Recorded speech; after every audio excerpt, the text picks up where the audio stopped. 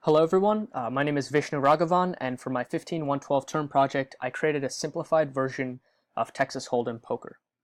Alright, so let's get started. So it pulls up a menu here, and you can see that there are two buttons, Play and Help. So if you click on Help, you'll see that it contains some instructions for how to play the game.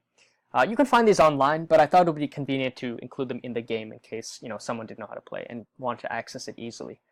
Alright, so let's get back to the game here. And we click play. This pulls up the starting game. And you have the first three cards right here. And then let's say I'm player one. So I click player one. I look at these cards, and these are cards that only I can see. They're, no one else can see them. And I choose to make a bet. I bet 5, say. And this is 5 in terms of chips, like chips that amount to a point value of 5. So I just bet 5. So now I hand the computer to player 2. Player 2 looks at their cards.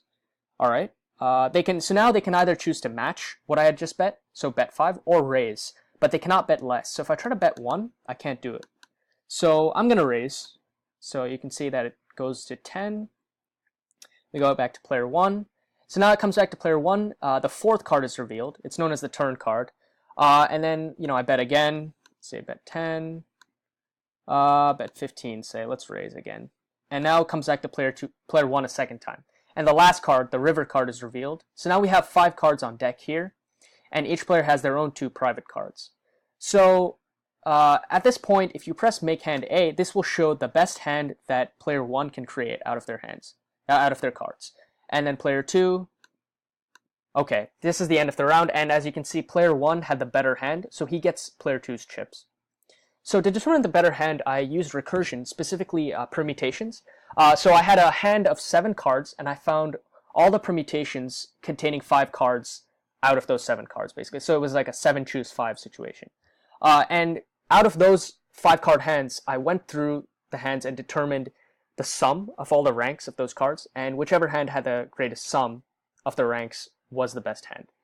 I also have a provision to find a flush, which is basically the same suit. Although that is less probable as these cards are randomly generated, so who knows? The chance that getting all same cards of the same suit, is somewhat low. But I do have it in there, and that is one way someone can win the round. All right, so we're done with the first round. Click new round. All right. So now same thing. We just go, we bet, and normally I'd be looking at my cards and choosing how to bet there. But right now I'm just kind of speeding through it. So, all right. Make hand A, make hand B. There we go. All right. New round. At this point, I only have 5 left, so I can't bet any more than 5. If I try, nothing will happen. So, bet 5. There we go. Player 1 wins. And that's because player 1 has more chips than player 2. So that is essentially how to play this simplified version of Texas Hold'em. Thank you so much for watching, and have a great day.